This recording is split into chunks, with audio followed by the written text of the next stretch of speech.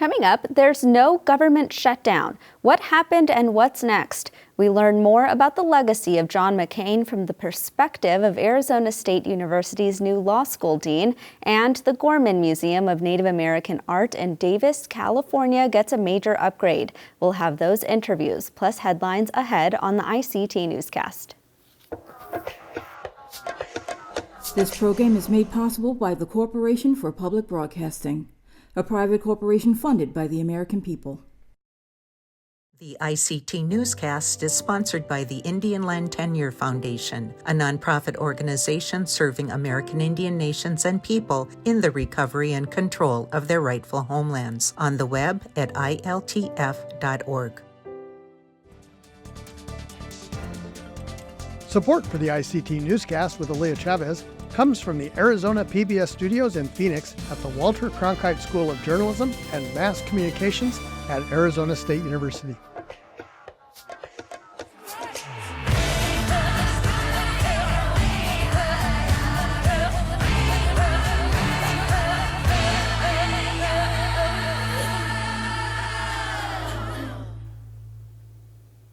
Amadawa Hopa, thank you for joining us. I am Aaliyah Chavez. We start today in California, where reactions are continuing to pour in after the longest-serving senator for the state has died. Senator Dianne Feinstein was elected in 1992 and has a storied legacy in Indian country. Just this year, she co-sponsored a bill that would put 720 acres of land into trust for the Paula Band of Mission Indians. It was signed into law by President Joe Biden in August. Last year, she co-sponsored a bill that would have formally recognized the Tule River tribe's water rights. Feinstein was outspoken in her support of the tribal provisions and the reauthorization of the Violence Against Women Act, and she was acutely aware of the needs for urban Native American health, even sponsoring bills to address it. Feinstein did, however, challenge the construction of a gaming enterprise in the Bay Area as she raised questions about the extent of gambling in the state. She was 90 years old. We turn now to New Mexico, where the shock of violence lingers days after gunshots marred a peaceful protest. One man was injured in the attack that interrupted a protest last Thursday against a statue of Spanish conquistador Juan de Oñate. It stood for years in Espanola, New Mexico, despite outcry over Oñate's history of violence against indigenous communities. County officials removed the statue in 2020, but voted to put the statue back this year. Activists had organized Thursday's prayer protest. After the shooting, they vowed to continue their efforts. As terrible and unfortunate as this event was, it's not unprecedented. This is what Indigenous peoples and Black and Brown communities face when we take a stand against systemic violence and against the symbolism of systemic violence, which Juan de Oñate and his statue represents here. We've inherited a lot of resilience and strength and love, and we're going to continue to do the work that needs to be done to eradicate this type of violence from our communities. County officials have postponed plans to restore the monument. There's no word yet on when they might take up the issue again. Moving to Washington, D.C., the National Endowment for the Arts held a ceremony last week to honor this year's fellows. The 2023 National Heritage Fellows were recognized at the Library of Congress for their artistic excellence, lifetime achievement, and arts contributions to the nation. Among the honorees was Ed Eugene Carrier, a Suquamish basket maker from Indianola, Washington, Rowan Hufford, a cuppa maker from Waimea, Hawaii, and Elizabeth James Perry, an Aquina Wampanoag fiber artist from Dartmouth, Massachusetts. According to the NEA, Carrier learned basket making from his great-grandmother and later embarked on an anthropological adventure learning about techniques going back some 4,500 years. He then decided to make a book by putting all these slightly different ancient styles of weaving into one basket, showing how the ancient basketry styles link to his great-grandmother's teachings. Elizabeth James Perry created woven wampum, twined basketry, quillwork, and sashes, and is considered one of the most accomplished Native artists working in New England today. Her art includes hand-sculpted wampum beads shaped from locally harvested shells and soft fiber basketry. It also includes ancient forms of woven wampum belts, cuffs, and round medallions.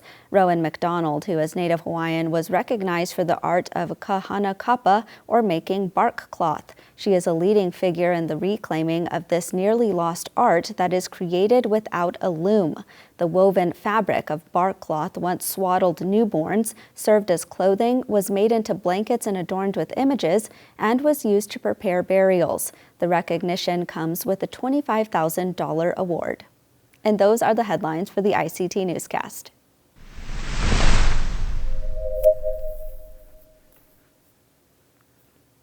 We head back to California, where one of the only Native American art museums on a major university campus just got a major renovation. ICT's Stuart Huntington has more on the new and expanded Gorman Museum of Native American Art on the University of California, Davis campus. The Gorman Museum of Native American Art reopened with a splash. Gorman Museum, UC Davis, we thank you so much. Hey! Showing off its nearly 4,000 square feet of gallery space, which is nearly 4 times more than its former home on campus. The 50-year-old museum focuses on exhibiting and collecting contemporary Native American art, providing a visibility museum director Hulea Tsinigini calls crucial. Presence is important. Visual presence is even more important. To have a museum that's physical, holds physical space, to have artists who make paintings, sculptures, photographs that depict Native communities, traditions, or ideas of beauty, that's important. What I believe Native American art does, essentially, is continue a conversation that was rudely interrupted by colonization. The entrance to the new space reflects a large, circular public artwork based on Native American basketry designs created by Tsinigini, who is a renowned artist. The space also honors its heritage. The Gorman Museum being on Patwin lands is, we are very honored. And we give respects to the ancestors who came before and whose land we're on. And also the tribes in the area who continue. It's very important, no matter where you are, to know whose homelands, if they're not yours, then whose are they? And that's what I teach in my classes, is that whose homelands were you born on? And if you don't know, well then, find out. The museum's roots are deep, with a celebrated parentage. It's the brainchild of World War II Navajo code talker and founding faculty member in the UC Davis Department of Native American Studies, Carl Gorman, said Museum Executive Director Veronica Pasaliqua. The museum has always been a part of teaching and research at UC Davis, and in fact that's how it started, really. Carl Gorman, back in 1969, when he started teaching here, he wanted to bring Native art to the campus for students to engage with in their coursework, and bringing artists to campus so students and other folks could meet the artists that were creating these pieces. And essentially, we're still doing the same thing, but in a new and innovative way of presenting contemporary Native art. But really, the goal comes back to that very first idea, and that is bringing Native art and artists to the campus to engage with all of our visitors and to really share the Native American experience, perspectives, worldviews, artwork, politics, everything you can imagine with our visitors. And share them on Native terms, adhering to a policy that Professor Tsinigini calls visual sovereignty. So visual sovereignty comes in that we determine how we see ourselves, how we are depicted, and what we want to show. Sometimes people get all excited because they want to see something that's super sacred. Well, maybe it's not for you to see. Sometimes people get super excited because they see something that mirrors their own thought of what Native people are. Maybe there's something deeper to that. There's history, there's current political things happening. There are artists who address these political issues, which can be very contentious, even within the university. Say, we have an artist who's doing work about repatriation. We look at UC Berkeley holding one of the largest, remains of Native people and still not returned. We look at UC Davis, still working on repatriation. So sometimes those are very contentious issues, but we're not scared to go there. We're looking at issues of land. Davis is a land-grant university. So, hey. There are issues about Native American religion. I mean, you name it. Either it's been outlawed, or else it's been, or strategies used to make sure that we did not continue. So to be able to have a presence unapologetically is something pretty deep. Reporting from Carbondale, Colorado, Stuart Huntington, ICT News. The first exhibition in the new space is called Contemporary California Native Art and includes about 40 works by 20 artists, all members of California tribes.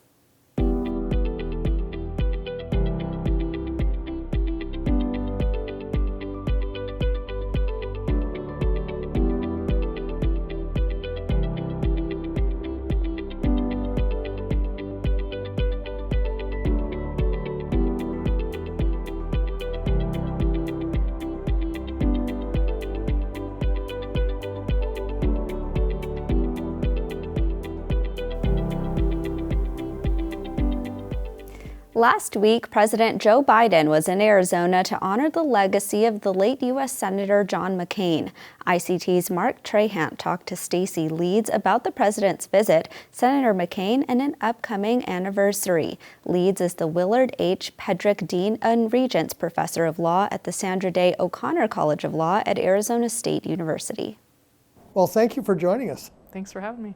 I want to start I want to ask about Senator McCain's legacy in Indian affairs. But before I do that, there was a lesson in civics today that I just thought extraordinary. I wanted to ask about first. And that is President Biden talked about how he wanted to travel with Senator McCain, and even though they disagreed, talk as friends. And I remember my last interview with Barry Goldwater, and he said his greatest regret was not campaigning with Jack Kennedy because the two were so close. And I just think that's missing from our discourse today. Yeah, it is. And the stories from Senator McCain and Peters and Zaw, that's the stuff of legends, particularly now that, their legacies are so important to our state here. And Mo Udall. Yeah, absolutely. So I want to ask you about the senator's contribution. Today the president talked about military and a lot of important things, but he really didn't talk about this one particular issue that's so important. Right. And, I think his legacy is strong in Indian country, but just like any United States politician that has to deal with competing, interest and competing forces, there were people in Indian country who were disappointed sometimes. But I think that if you look at his career as a whole, he was going to go down as one of the big advocates for Indian people. He had that long career, which helped a lot. And I think back to the 1988 with the Indian Gaming Regulatory Act, and the pressure back then was so great to do something that trying to get a deal through the Senate and the House was not an easy thing. Yeah, in addition to just the politics on the congressional side of things, I think why the legacy will be so strong is that he was a champion in Congress at a time that the courts were so hostile to Indian country. The Supreme Court in particular. So getting some of those key pieces of legislation through during those times really leaves a lasting legacy. Thank you. I want to shift topics and ask you about the law school and an important anniversary coming up next month. Yes, we're getting ready to celebrate the 35th anniversary formally of the Indian Legal Program. But in that, we're celebrating 56 years of commitment from the law school toward Indian country and Indian law in particular. What makes ASU law different? I think part of it is just the scale. But I do think the sustained commitment is what is remarkable.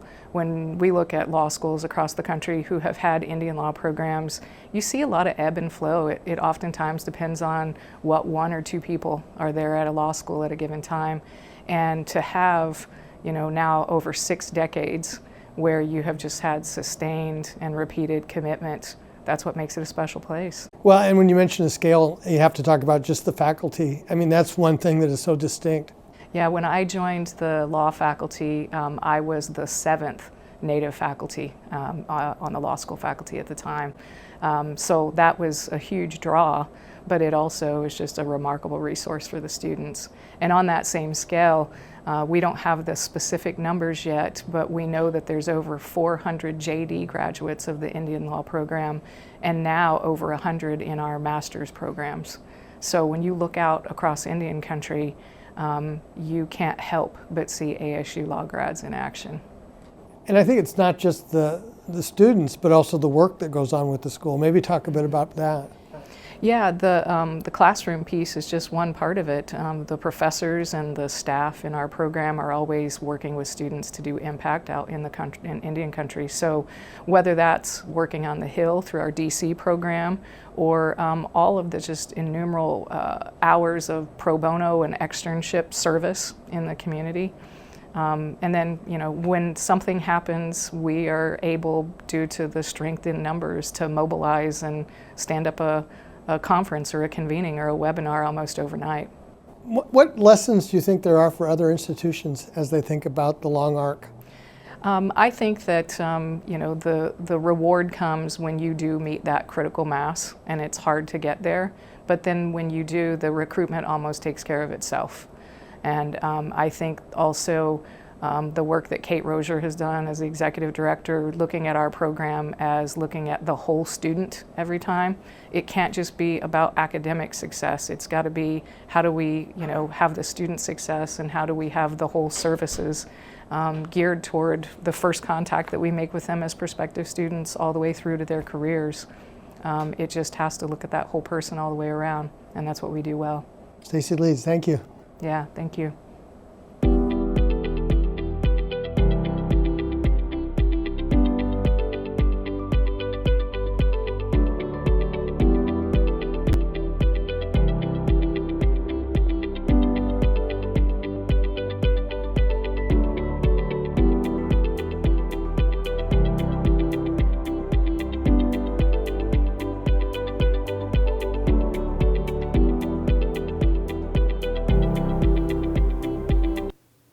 A funny thing happened in Washington, D.C. this weekend, and that's governance.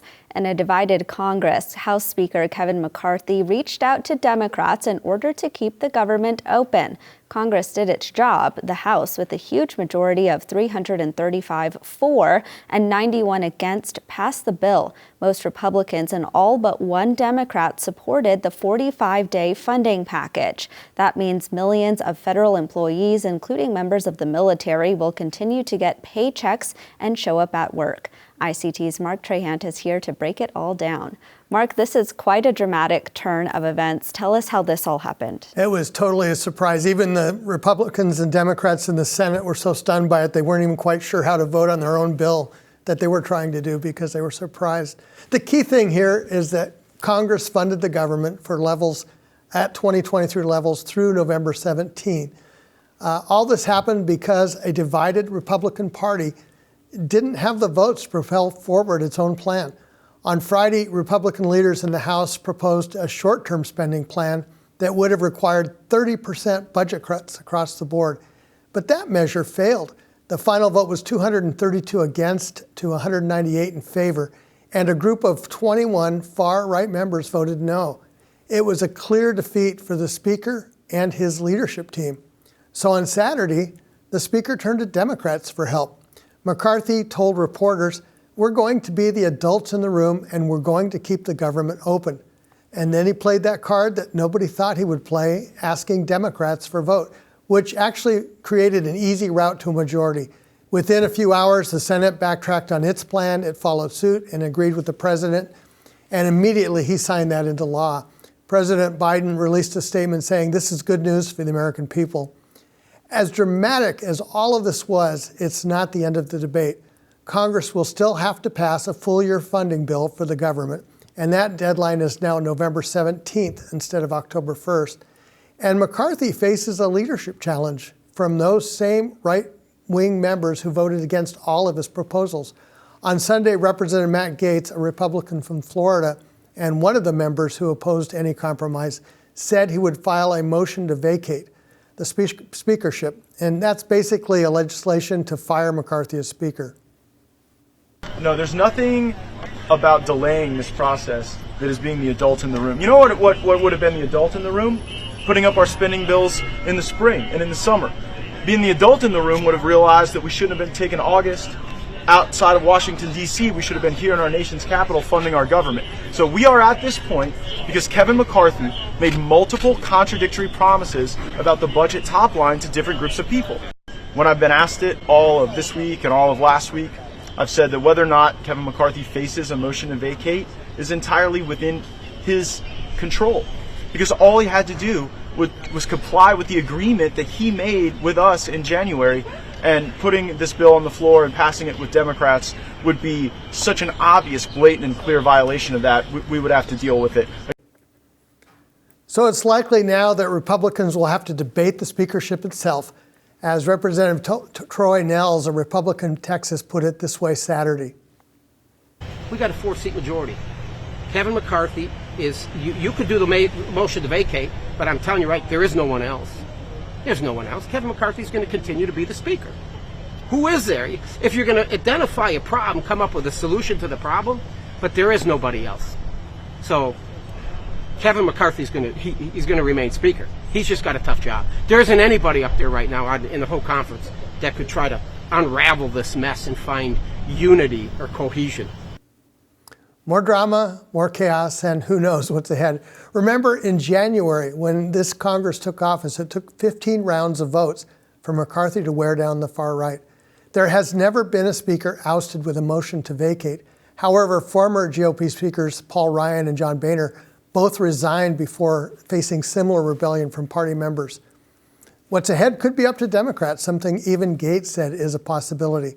And what will Democrats do? Well, one thing is there could be a new kind of majority. Democratic leaders have not taken a position yet, but some have speculated that a power-sharing coalition might be possible, especially if Speaker McCarthy were willing to add Democratic votes to key committee assignments and policy choices. There's a lot of drama here ahead. Oh yeah, definitely a lot of drama, Mark. Who are some potential candidates for the speakership?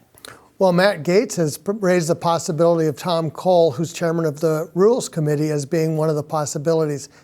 Cole, of course, is a member of the Chickasaw Nation and one of the longest-serving Republicans on the House. And Mark, what is the possibility of a governing coalition with both the Democrats and Republicans? It's really a long shot. It's not happened before. It's happened in state legislatures fairly often, but never in the Congress. And it's really a potent tool if they were willing to do it, but it would mean some really dramatic policy shifts. For example, one of the big ones is on the border and funding with that. The Republicans' priorities are very different from the Democratic ones. Back to the almost shutdown, I'm sure a lot of tribal leaders are breathing a sigh of relief because we know that funding for things like the Indian Health Service and the Bureau of Indian Affairs now are kind of skirting by. Tell us more about that. Well, the Indian Health Service is really interesting because it now has forward funding. So even in a government shutdown, the Indian Health Service would have been okay. But the Bureau of Indian Affairs, people would not have got paychecks right away. They would have been furloughed for a while. And I think there's going to be more conversations about how much of government should be on forward funding. The Bipartisan Policy Center has actually got a proposal in to have budgets be 2 years in advance and to kind of take away some of this drama. We know that all eyes were on this continuing resolution, but there's also a really big piece of legislation that we've been watching, and that's the Farm Bill. What do you think could happen with that legislation? Well, and I wouldn't want to speculate, but the number of possibilities kind of follow this whole playbook. If they want to reach out to Democrats, there's a lot of ways that they can make it happen fairly quickly. One of the big dividing issues is how much climate change should be a part of the Farm Bill. Right now, under the current law, they're spending $20 billion a year on climate change priorities. The Republicans want that all pulled out. But again, the Republicans don't have the votes in its current form. There's a 4-seat majority. So they're going to have to do some wheeling and dealing at some point to come up with alternatives. Do you think that we could see a vote before the end of the year?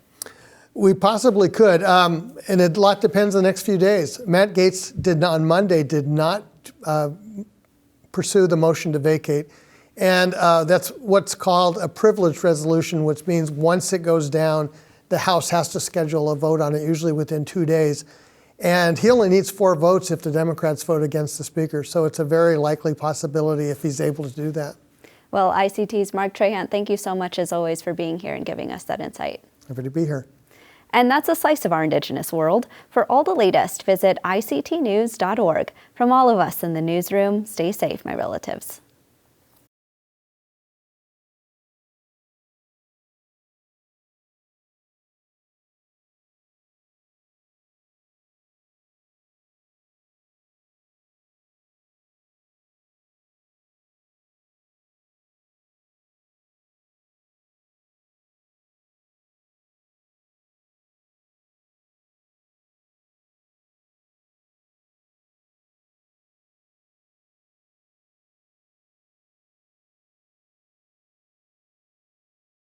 This program is made possible by the Corporation for Public Broadcasting, a private corporation funded by the American people.